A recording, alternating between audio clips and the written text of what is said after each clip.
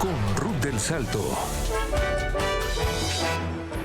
Por segundo año consecutivo, la presidenta de Perú, Dina Boluarte, ha ofrecido un extenso mensaje a la nación. En medio de una grave crisis de seguridad que preocupa a los peruanos, la mandataria ha presentado el Plan Perú Seguro, destacando mejoras en equipamiento policial. Sin embargo, su discurso ha generado críticas al omitir medidas concretas frente a problemas urgentes como extorsiones, homicidios en aumento y la violencia en el sector del transporte. Vamos a abrir el debate en ángulo sobre el gobierno de Perú. ¿Está enfrentando realmente la inseguridad que azota al país? Bienvenidos. La presidenta de Perú, Dina Boluarte, prometió el lunes que derrotará la extorsión y el sicariato en su último informe ante el Congreso tras casi 3 años de gestión. Su gobierno envió a los militares a las calles para que apoyaran a la policía en la lucha contra las bandas delictivas. La delincuencia actúa con fiereza y maldad. La extorsión y el sicariato pretendieron echar raíces usando métodos terroristas que hoy estamos enfrentando. Solo entre enero y junio, la policía recibió 13.667 denuncias de extorsión, un 25,5% más con respecto al mismo periodo de 2024. En diciembre de 2022, la entonces vicepresidenta Boluarte asumió el poder en reemplazo del izquierdista Pedro Castillo, quien fue destituido y encarcelado por su intento frustrado de disolver el Congreso. La mandataria de 63 años es una de las más impopulares del mundo, con una tasa de desaprobación que ronda el 96% de acuerdo con encuestas. Enfrenta el rechazo de los peruanos por el auge de la extorsión del crimen organizado. Boluarte, que debe finalizar su mandato en julio de 2026, pronunció su discurso en medio de protestas, que fueron repelidas por la policía con gases lacrimógenos. Nada ha sido fácil para las mujeres en el mundo y mucho menos para una mujer que inició el gobierno en nuestro país en medio de una crisis muy profunda que pretendía cambiar el rumbo de la nación con el fin de llevarnos mediante un golpe de Estado en el camino del odio, del fracaso y la destrucción. Además del rechazo popular, enfrenta varias investigaciones en la Fiscalía, una de ellas por haberse ausentado supuestamente de su cargo para someterse a una rinoplastía sin informar al Congreso, como dispone la ley, y tiene un expediente abierto por no haber declarado unos relojes de lujo con los que apareció públicamente. Durante su discurso, Dina Boluarte ha afirmado que en materia de seguridad se ha incorporado más de 21.000 efectivos policiales al servicio. Posteriormente agregó que la cifra se va a alcanzar el próximo año. En la actualidad, los datos oficiales que indican una disminución del número de policías activos en todo el Perú. En enero de 2025 había 135.000 efectivos policiales, mientras que en junio pasado la cifra se redujo a 133.000. Esto representa una baja de 2.128 policías en apenas 5 meses, según las cifras oficiales del Ministerio del Interior.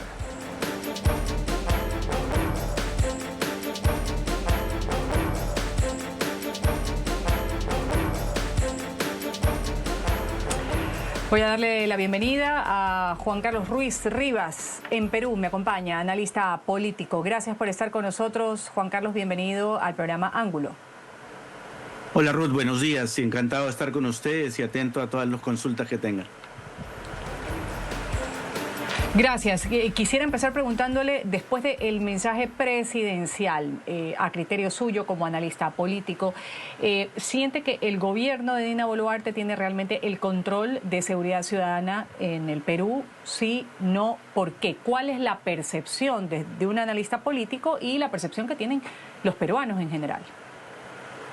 No, definitivamente no lo tiene, ¿no? El gobierno actual de Dina Boluarte está perdiendo claramente una batalla contra el crimen organizado. Este crimen organizado que no solamente está respaldado en estos grupos de tipo Tren de Aragua o tipo las bandas colombianas, que por la dimensión de la organización, por la complejidad de sus sistemas de extorsión y de incluso instalación del gota a gota, digamos, de los préstamos forzados a comerciantes, a bodegas, sobre todo a esa clase o ese grupo medio comerciante y grandes empresas también, se ve forzada obviamente o requiere de parte del Estado una respuesta que tiene que tener esas tres I que tiene toda propuesta o toda estrategia de lucha contra el crimen organizado.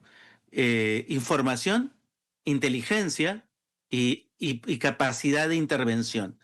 Lamentablemente, el enfoque del gobierno con este famoso Plan Perú Seguro, que viene anunciando desde el año pasado, teniendo incluso al ex ministro del Interior, el señor Santibáñez, como digamos como ministro o como superministro por encima de los demás ministros, como asesor de la presidenta, lamentablemente el enfoque es un enfoque simplemente de intervención. No hay inteligencia, no hay información. Tienes una fuerza policial que es la que tiene que enfrentar esta ola, digamos, totalmente desmantelada, con poca capacidad técnica, con poca capacidad logística, con cero información y data. En el mundo moderno, la data es lo más importante y tienes comisarías que no están interconectadas, que no tienen capacidad de registro de datos, que no pueden ni siquiera recibir información o tener capacidad de información. Afortunadamente, los gobiernos locales y algunos gobiernos regionales están instalando estas famosas centrales de monitoreo que nos permiten tener información, que nos permite tener data para poder generar inteligencia y poder operar de una manera más eficiente, ¿no? Gracias por esta primera intervención. Quiero integrar en el panel, darle la bienvenida también al analista político Enzo Helguera, desde Perú. Gracias por estar con nosotros, analista Helguera. Un gusto poder compartir con ustedes y poder absolver las consultas que tengan desde cabina. Gracias, sí. Justo estábamos empezando esta ronda para...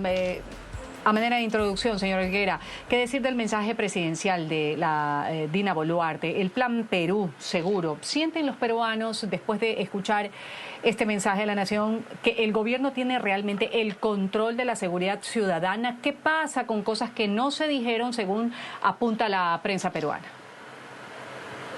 Bueno, lo cierto es que el discurso fue bastante extenso y evidentemente también una parte de la opinión pública lo que mencionaba era que el discurso debería enfocarse en temas más concretos. Entonces, evidentemente, pedirle que haya dicho más cosas o lo que no terminó diciendo termina siendo un ejercicio un poco más político que realista. Lo correcto y lo concreto sí es analizar desde el punto de vista necesario para saber si aquello que está prometiendo cumplir realmente lo va a cumplir. A ojos de la opinión pública hay mucha desconformidad con lo que hacen nuestras autoridades, no solamente del gobierno nacional, sino del gobierno local. Es decir, hay una visión general de adversidad en contra de lo que hacen las autoridades en general. Ahora, lo adecuado también es mencionar que los gobiernos locales que están haciendo implementación es básicamente con presupuesto que el gobierno central les está dando de acuerdo a los proyectos que van a presentar. Es decir, hay una visión de trabajo en donde los gobiernos locales son quienes tienen la cara, pero es el gobierno central quien finalmente empieza a dar incentivos económicos para que los gobiernos locales empiecen a adquirir equipamiento y desarrollar habilidades en los que se necesita una inversión muy aparte del presupuesto que ellos tienen porque es suficiente. Ahora, señor Helguera, la Presidente ha centrado este mensaje, para citarlo como usted dice, un mensaje muy extenso en equipamiento policial, pero ha evitado mencionar quizás fenómenos clave como extorsiones o sicariato. ¿Cuál es la lectura política que se puede hacer con respecto a este enfoque que preocupa a los peruanos, que preocupa a nuestra América Latina en algunos puntos, países que están cercanos, que tienen el mismo mal también, que ahora está viviendo Perú? Correcto. La resolución de estos conflictos van básicamente porque la presidenta empezó a tener algunos enfoques y algunos planes, evitando mencionarlas como bien lo indica, y creo que tiene la finalidad política de no poner el dedo en la llaga en aquellos temas que a la fecha no han sido resueltos de manera eficiente, pero que sin embargo ha organizado planificaciones a mediano y largo plazo, en la cual ha tratado de explicar qué se está trabajando y ha explicado, digamos, los primeros puntos en los cuales ya se inició este tipo de planificaciones, prometiendo resultados que de todos modos la historia y el tiempo van a permitir saber si fueron eficientes o no. Lo cierto también es que durante su gobierno se dieron medidas mucho más estrictas para las situaciones con los migrantes. Y se puso un poco más de mano dura para sobre todo la migración irregular. Han habido algunas modificaciones, incluso están obligadas, por ponerte un ejemplo, las personas a informar al gobierno, al Estado peruano, si es que le alquilan o tienen algún tipo de negocio con personas extranjeras. Esto con la finalidad de mitigar o de tener una información mucho más concreta de verificación y control en relación a la delincuencia que pueda provenir justamente desde el extranjero, en lo que mencionas del crimen organizado a nivel transnacional. Analista Juan Carlos Ruiz, el crimen organizado a nivel transnacional, ya que lo ha puesto sobre la mesa de debate. Hay quienes están pensando que estas explicaciones quizás no han sido suficientes o no se verá una eficiencia a corto plazo, quizás como lo está anotando aquí nuestro otro analista. ¿Cuál es el sentido aquí a nivel ya de la región macro de lo que ha dicho o ha expresado en este segundo mensaje Dina Boluarte? A ver, yo no sé de qué planificación habla el señor Elgueta, pero digamos, yo no la veo, digamos, técnicamente, ¿no? Una de las cosas que para nosotros es importante identificar es que en este discurso, primero que no cambió nada respecto al discurso del año pasado. Se refiere a cantidad de intervenciones que capturan bandas, que desmantelan supuestas bandas, pero el problema es justamente de enfoque. Como lo decía en mi anterior intervención, si algo tienen estas bandas criminales o este crimen organizado, es que se han sabido apropiar de dos cosas. Uno, de liberar territorios que manejan o controlan ellos, tienen un enfoque territorial del país o del espacio donde intervienen. Esto ocurre en Perú, ocurre en toda Latinoamérica, ocurre en Venezuela, ocurre en El Salvador, ocurría en El Salvador, ocurre en México. Entonces uno llega a la ciudad y estas bandas están claramente identificadas cuál es su territorio, en cuál pueden intervenir, y si hay alguna interferencia, la fuerza de choque de una banda contra otra pone en orden las cosas. Esto es cuando obviamente la fuerza policial nacional de orden interno no es capaz o simplemente ha abandonado el ejercicio de ese poder sobre ese territorio y se lo ha dejado justamente a estas bandas criminales.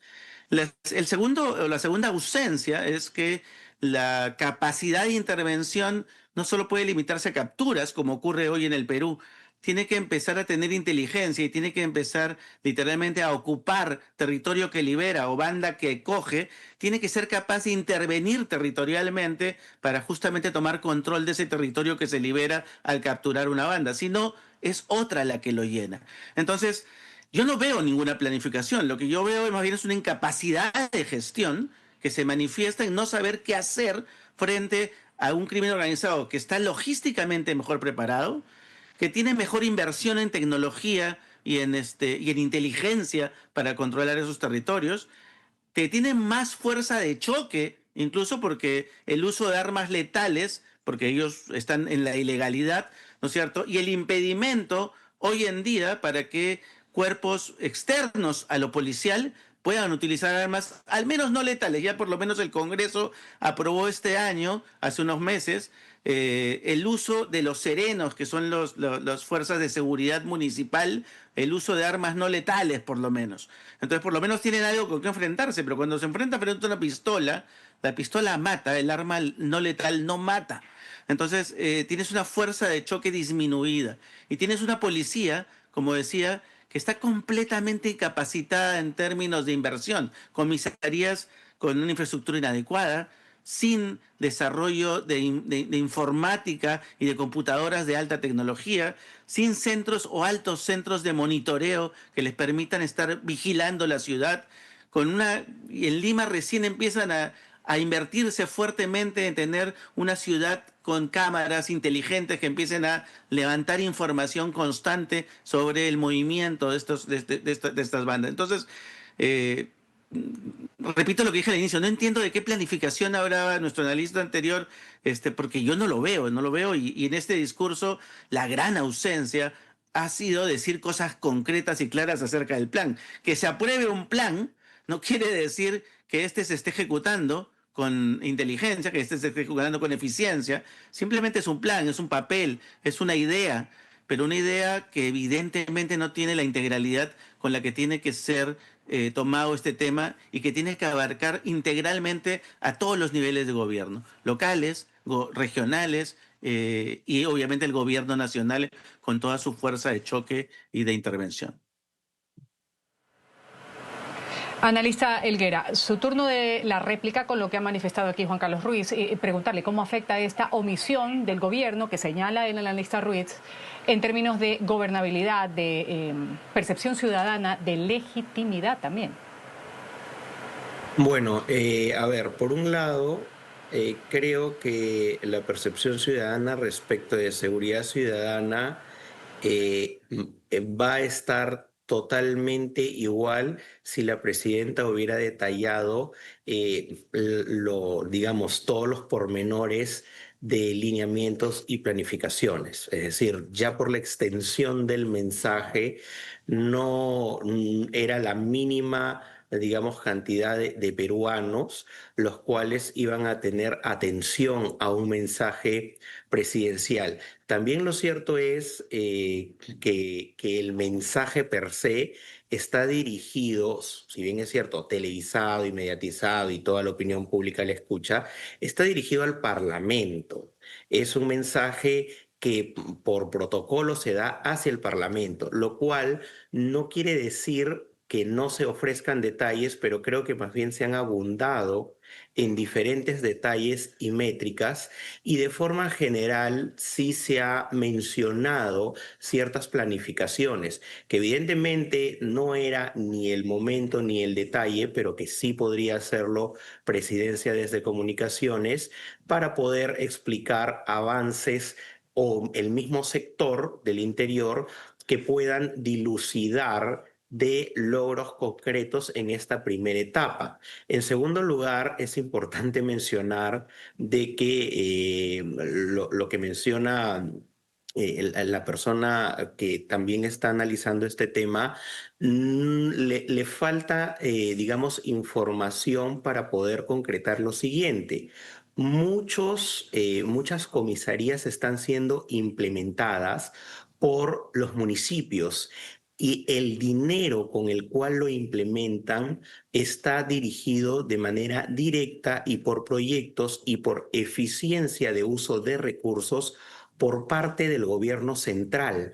Es decir, sí hay medidas que se han tomado y muchos de los municipios lo saben. Voy a poner, por ejemplo, el caso del distrito de San Juan del Lurigancho, que es considerado por muchos el distrito más grande de Sudamérica, que se encuentra en Lima metropolitana. Después de negociaciones entre el distrito y el gobierno central, se le hizo una transferencia importante de dinero y el alcalde pudo hacer implementaciones importantes que se vieron directamente beneficiados en la confianza de la ciudadanía en relación a una alcaldía que ha tenido mucho éxito. Y paralelamente a esto también hubo una implementación de tecnología y otros usos hacia las municipalidades del distrito de San Juan del Lurigancho. Es decir, hay que reconocer las acciones que han sido eficientes. Y por supuesto, estoy de acuerdo en el sentido de que sí falta mucho por hacer, pero no creo que haya habido una inacción o una falta de planificación. Pero sí, por supuesto, sería importante saber qué otros aspectos se puedan detallar dentro de las planificaciones que tienen, como los ha anunciado la presidenta a nivel general. Entonces, estos aspectos sí creo que son importantes resaltar porque sí hay acciones. En mi caso, como analista, veo mucho también los temas de gobiernos locales y es por esa razón por la cual puedo darles esta referencia de manera concreta. Señor Ruiz, dice el analista Elguerra que era un mensaje dirigido al Congreso, al Parlamento. ¿Por qué, a criterio suyo, era importante mencionar esto de la violencia? Hay gremios que también han manifestado lo mismo, transporte público, por ejemplo, un sector particularmente golpeado por el crimen organizado en los últimos meses. ¿Por qué? ¿Por qué resultaba importante hacer ese tipo de especificaciones en el Perú? Porque en realidad el mensaje de la nación no es un mensaje al Congreso. El Congreso es el vehículo a través del cual, en representación de la nación, escucha la rendición de cuentas de gestión de la Presidenta de la República. Uno espera obviamente un mensaje político y celebramos que el último mensaje a la nación que ha dado la Presidenta Boluarte haya deslindado claramente y haya tomado posición política respecto a esas fuerzas opositoras, anárquicas, de izquierda radical especialmente, que lo único que proponen es literalmente desestabilizar el país y literalmente neutralizar la institucionalidad democrática del país con actos violentos o con actos que boicotean el quehacer de la gestión pública. Celebramos que la presidenta Boluarte haya hecho ese deslinde, considerando que ella, cuando era vicepresidenta del presidente Castillo, tenía un discurso totalmente contrario. Celebramos ese cambio, esa reconversión de la presidenta hacia la institucionalidad de un país que quiere seguir surgiendo. Ahora, bien, ¿por qué era importante? Porque el Congreso es la representación de la sociedad a la cual le he elegido. Entonces, la rendición de cuentas con digamos, mensajes concretos. No digo que la presidenta vaya a decir cuál es la estrategia contra la criminalidad, porque eso sería un absurdo, pero sí tiene que dar lineamientos claros de qué es lo que se está logrando. Por ejemplo, yo le doy algunos datos al señor Elguera. El año pasado, más de 13.000 denuncias por extorsión a empresas de transporte regionales. El año pasado, 3.000 bodegas, ¿no es cierto?, cerraron justamente por la extorsión a la que están sometidos día a día. En el nivel nacional, más de 5.000 empresas cerraron justamente por esta misma modalidad de extorsión. Más de 2.000 empresas tienen suspendidas sus funciones. Entonces, estamos hablando de data real. Empresas que dejan de existir o funcionar porque la extorsión puede más que ellos y porque literalmente los están destruyendo. Ante eso, la única respuesta, por lo menos oficial, a través de los medios de comunicación oficial, a través del discurso, a través de cualquier medio, es simplemente que detienen gente que después sale libre porque no tienen pruebas contundentes para poder pretender que la Fiscalía haga la chamba de demostrar, junto con el Poder Judicial, la culpabilidad. Y este es un problema de información. Repetía y decía al inicio, cuando uno arma una estrategia o un plan, en el caso de la lucha contra la criminalidad, tiene que componer las famosas 3I. Información. Necesitas centros de monitoreo, necesitas lugares que te permitan levantar data, tener data de los delincuentes, de los cabecillas, de los grupos que conforman estas bandas criminales, dónde operan, en qué territorios, en qué esquinas, de qué hora a qué hora, a qué modalidad de extorsión se dedican. Extorsionan a los transportistas, extorsionan a los trabajadores de construcción civil, extorsionan comercios, extorsionan a quién, trata de personas, prostitución, ¿a qué se dedican? Toda esa modalidad, toda esa información es importantísima para poder diseñar una estrategia. La segunda I es inteligencia. es empezar a tener con esa data y empezar a hacer seguimiento, a intervenir, a infiltrar para que justamente puedan buscar los puntos débiles de esa organización criminal. Y la tercera ahí es la intervención, la capacidad de intervención que necesita capacidad de fuego, armas, vehículos, logística, presupuesto.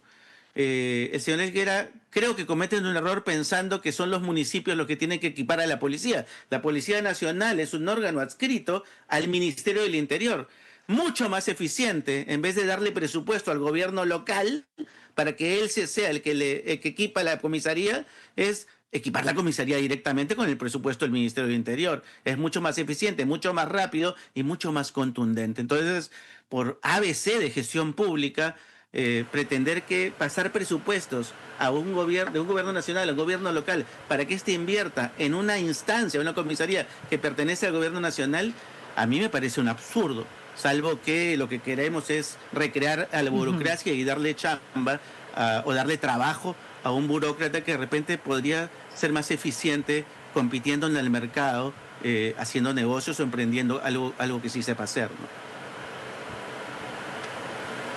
Voy a ir a un pequeño corte comercial, esto es Ángulo. Regreso inmediatamente con la respuesta del analista Enzo Helguera a todo lo que ha señalado el analista Juan Carlos Ruiz. Antes de irme al corte comercial, hablar un poco de la popularidad que tiene la presidenta de Perú. Récord de impopularidad en la región, solo el 3%, aprueba su gestión, algunas controversias la han acompañado. La última fue elevarse el salario a más de $10.000 mensuales en medio de un fuerte descontento popular. Volvemos enseguida poniendo nuestro ángulo el día de hoy en Perú y el discurso que ha dado ante el Congreso, ante el Parlamento, la presidenta Dina Boluarte.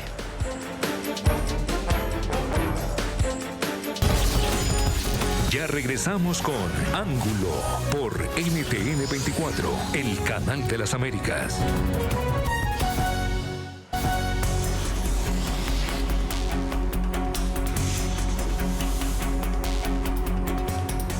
Seguimos en Ángulo hablando de Perú. Durante el recorrido previo a la gran parada militar por las fiestas patrias, la presidenta Dina Boluarte fue abucheada. Asistentes le gritaban algunos calificativos corruptas, se escuchaba desde las tribunas en Avenida Brasil. Algunos la saludaron, pero el rechazo fue evidente, repitiendo lo vivido en el 2023. Los gritos se intensificaron al pasar frente al estrado principal, reflejando así el descontento de parte de la ciudadanía. La mandataria ha llegado 20 minutos más tarde de lo planeado en medio de seguridad extrema. Seguimos aquí en Ángulo, analista Enzo Helguera, su turno de responder la data que presentaba hace un momento el analista Juan Carlos Ruiz, organizaciones criminales, también hablaba de presupuesto, de logística en general. Adelante. Bueno, creo que es importante señalarle en lo que menciona el analista, que creo que no conoce mucho de la burocracia estatal de la cual habla. Ojalá solo con 3 sí se pueda resolver este problema, porque en todo caso creo que hay que postularlo como ministro del Interior. A lo que me refiero claramente y para poder explicarlo es lo siguiente.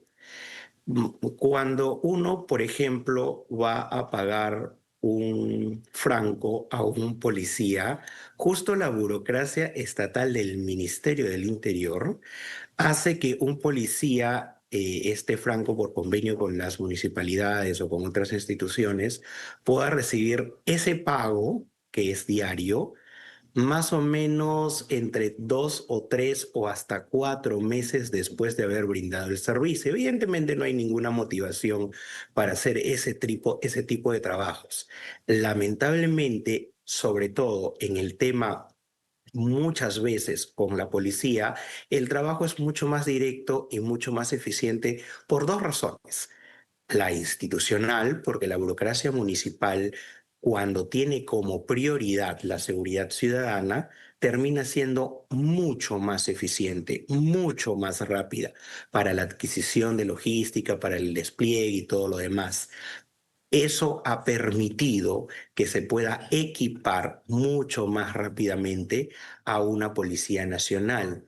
Le quiero recordar también al analista que mencionó que es especialista en gestión pública, me parece, que justo por conocer de gestión pública, tengo que recordarle que cuando cuando el Ministerio del Interior tiene que hacer una adquisición, no lo hace exactamente por comisarías, sino tiene que hacer una licitación mucho más grande, por lo cual es un proceso de plazos mucho más grandes y que sí, estos se terminan cayendo en alguna protesta por los competidores, se observa, vuelve a foja cero y se vuelve a lanzar, y esos problemas, vaya que ya los ha tenido hasta el propio alcalde de Lima Metropolitana.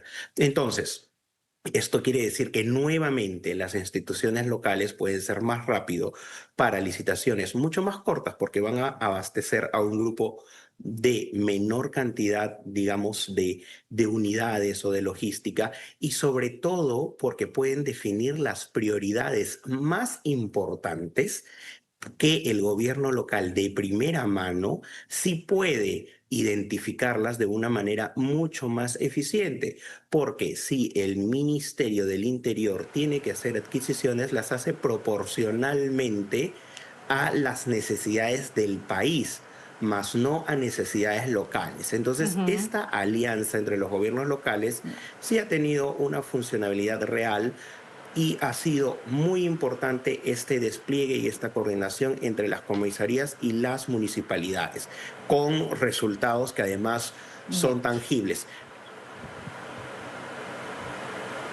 Vamos a pasar ahora, ya avanzando un poco en lo que fue este mensaje a la nación, el de Dina Boluarte, que duró más de 4 horas. Algunos congresistas protestaron por minimizar muertes en marchas, también esto se vio. Y entre los anuncios está la presentación de la estrategia de reactivación económica, que también la puso sobre la mesa. Apuesta, decía la mandataria, por mantener la estabilidad fiscal, con la proyección de que Perú cierre el 2025 con un crecimiento del PIB de entre 3.1% y 3.5%, ubicándose entre las economías líderes de América Latina.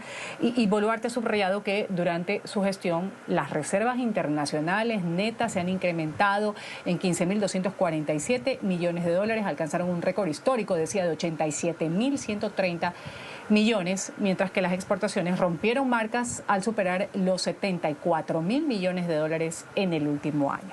¿Qué decir sobre estas afirmaciones que también o que sí fueron citadas, traídas a colación dentro del discurso, Juan Carlos Ruiz? Afortunadamente, la economía, digamos, o el crecimiento económico que aún presenta el Perú va por cuerdas separadas, felizmente, de la crisis política o de la ausencia de representación política en el país, ¿no? Y esto se debe más que a una acción de gobierno, cuando hablamos de reservas, hablamos de inflación, más que una acción del gobierno, a un ente que es autónomo del gobierno, felizmente, que es el Banco Central de Reserva, gracias a cuya política, ¿no es cierto?, monetaria especialmente, ha logrado generar de alguna manera una contención contra la política pública que, como bien describía el señor Helguera, es incapaz, ¿no es cierto?, a nivel de gobierno nacional de hacer una compra ordenada, planificada y que no sea cuestionada por los perdedores, ¿no? Si yo tuviese que reducir, digamos, la política pública de un país a una visión, digamos, de un gobierno local respecto al territorio y la realidad, entonces la pregunta es: ¿para qué existen gobiernos nacionales o regionales? Mejor quedémonos con gobiernos locales nada más, porque son más eficientes en hacer la inversión focalizada que necesita cada pequeño territorio del país. Habría que recordar que así como la política o la intervención contra los crímenes organizados, la economía es algo que ocurre en pequeños territorios, sí, pero que requiere de cifras macroeconómicas y de contención o orden macroeconómico que afortunadamente el país aún mantiene, porque nuestros ministros de Economía no han todavía pasado la línea de permitir un gasto irracional o un desborde, digamos, de inversión populista, pero ocurre en la realidad en pequeños territorios, a través de comercio, a través de los servicios, a través de la pequeña y mediana industria. Más de 3 millones de unidades empresariales, ¿no es cierto?, o emprendedoras, son las que sostienen esa economía familiar que afortunadamente se sigue sosteniendo, con altas y bajas, pero se sigue sosteniendo, y ocurre y sigue ocurriendo, casi como una alegoría, un narcocapitalismo, sigue ocurriendo a pesar de la ineficiencia, de la torpeza y la incapacidad de los gobiernos nacionales, regionales ya no tanto, locales, con excepciones, para poder ejecutar gasto público y hacer inversión que realmente impacte en los beneficiarios, que son los ciudadanos del país, ¿no? Analista Helguera, quiero conocer su criterio, algo más que acotar sobre el tema económico que fue mencionado en el discurso también de Dina Boluarte antes de irme al corte comercial. Sí, bueno, coincido también que en realidad la tarea de estas proyecciones es principalmente con el Banco Central de Reserva, la que incluso ha permitido tener a una moneda mucho más fuerte a nivel de Sudamérica y de Latinoamérica, atendiéndonos también como las reservas internacionales, digamos, mucho más eficientes también que la gran mayoría de países de América Latina, y en muchos casos incluso nos ha llevado a rankings de ocupar el primer lugar en América Latina. Entonces, creo que esta política llevada de manera magistral en el Banco Central de Reservas es un aliado importante no solo para Dina Boluarte, sino para todos los gobiernos que, sin importar el escándalo o que muchos estén en procesos judiciales o incluso hayan terminado recluidos sin mayor libertad, de presidentes que han estado o que han antecedido a Boluarte, siempre la economía se mantuvo estable justamente por tener un Banco Central de Reservas autónomo y no solamente independiente, sino también que nadie se metió contra las reglas fiscales ni contra el juego económico, y eso es lo que permite hoy por hoy diferenciar al Perú en relación incluso al resto de países de América Latina. Vamos aquí a un pequeño corte comercial, enseguida regresamos con las conclusiones en ángulo. Vamos a citar a Pedro Castillo, que ha lanzado también un mensaje desde Barbadillo durante el mensaje que dio Dina Boluarte y dijo este congreso debió cerrarse cuando lo anunciamos en su momento. Volvemos con lo que ha dicho Pedro Castillo y con las conclusiones del programa. Esto es Ángulo. Ya regresamos con Ángulo por NTN 24, el canal de las Américas.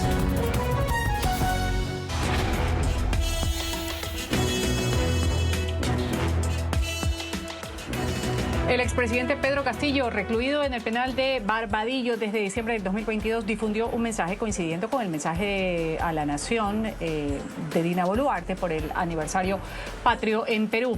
En un audio que fue compartido en su cuenta de redes sociales acompañado de una imagen suya con la banda presidencial, Castillo calificó al actual gobierno como usurpador. Acusó además al Congreso de actuar en contra de la voluntad popular, afirmando que este Congreso, así lo dijo textual, debió cerrarse cuando lo propusimos. Esto decía Pedro Castillo. El Perú está sumido en una crisis política y moral nunca antes vista. Crisis que se agudizó luego que el Congreso de la República, donde las bancadas de derecha y del fujicerronismo, al servicio de las mafias político-empresariales, firmaron un pacto para defender al gobierno usurpador, de facto y asesino, y un sistema de justicia corrompido por los cuellos blancos, luego que dieran el golpe de Estado a la democracia, hoy estropeada y pisoteada por la corrupción y el autoritarismo de los que se creen superiores a nosotros, a los del Perú de adentro. Sin ninguna duda, podemos reafirmar que este Congreso debió cerrarse cuando lo anunciamos. Hoy la historia nos da la razón. Las organizaciones criminales, con fachada de partidos políticos que firmaron un pacto mafioso para sostener a este gobierno de facto, han convertido a su propia constitución fujimontesinista en un panfleto donde la apología al crimen organizado, a la corrupción, al entreguismo y al enriquecimiento ilícito con el dinero de todos los peruanos es lo que más resalta. Tiempo de las conclusiones en ángulo para mis dos panelistas. Muy brevemente, ¿qué decir sobre este video de su propio mensaje a la Nación publicado por el expresidente Pedro Castillo? Hay quienes aseguran que este mensaje del exmandatario buscó movilizar de alguna manera a sus seguidores, reavivando este debate que hay en el Perú sobre crisis política iniciada tras su destitución por un intento de disolver el Parlamento, esto en el año 2022. Empiezo con el analista Ruiz y termino con el analista Elguera. Adelante. Rápidamente, yo creo que todos los políticos, incluso los que intentaron un golpe de Estado fallido como el señor Castillo, tienen derecho a expresar su narrativa acerca de la realidad. Ya será el público consumidor el que discierna bien entre lo que es uso cercano a la realidad o lo que es una fantasía apartada o evasiva de su propia realidad. Pero por algo está detenido en una cárcel por haber intentado un golpe de Estado que no llegó a concretar felizmente, pero que tuvo todas las intenciones de hacerlo.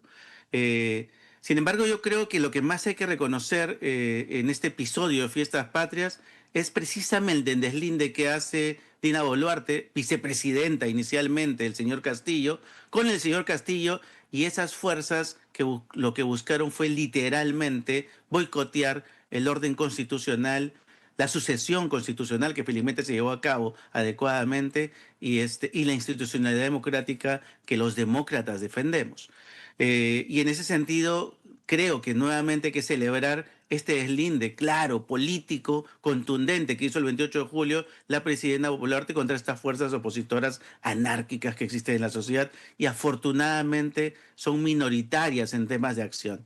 Lamentablemente, en el imaginario político, esta insatisfacción con un Estado que no está presente en todos lados, que no llega, que no resuelve los problemas cotidianos de la gente, va a ver manifestado obviamente en un voto futuro el próximo año para elegir a nuestro nuevo presidente, a nuestros nuevos congresistas, que ahora será bicameralidad, diputados y senadores, y esperemos que ese malestar ciudadano que este gobierno lamentablemente no logra apaciguar, no se exprese de una manera radical como un voto en contra o negativo hacia algo institucional y que no le demos curso a otro anarco o a otro antisistema que pueda hacerle daño a la sociedad y al Estado de Derecho peruano. Gracias, Juan Carlos. Termino con Enzo Elguera. Adelante. Bien, bueno, básicamente es importante resaltar que los esfuerzos siempre van a ser importantes. En el caso en particular del mensaje del expresidente Castillo, que se encuentra recluido de su libertad, él se ha autodenominado un presidente secuestrado. Y ellos van por una interpretación jurídica de que al solo haber anunciado el autogolpe o las intenciones de proclamar públicamente un autogolpe de Estado y que al final no se haya ejecutado, le asiste la razón porque no lo terminó haciendo. Pero bajo esa interpretación jurídica, la oficial peruana sí es que ese intento mereció estar recluido de su libertad.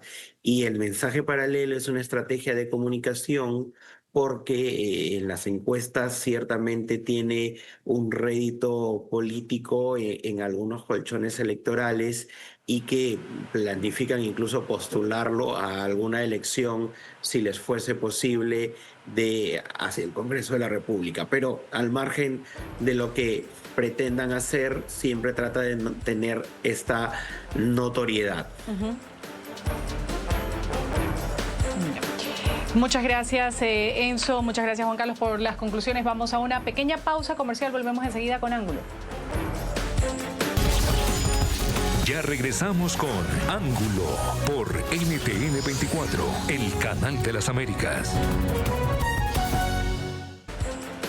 Dina Boluarte ha dado su último mensaje a la nación ante un Congreso peruano semivacío. La popularidad de la presidente no supera el 3%. Voy a agradecer a quienes han participado el día de hoy para hablar de este discurso, también el que ha dado Pedro Castillo desde la cárcel. Enzo Elguera, analista político, gracias por haber estado con nosotros. Juan Carlos Ruiz Rivas, analista político también. Gracias por sus puntos de vista. Me despido, soy Ruth del Salto. Esto ha sido el programa Ángulo. Ustedes siguen con la señal del canal internacional de noticias NTN 24.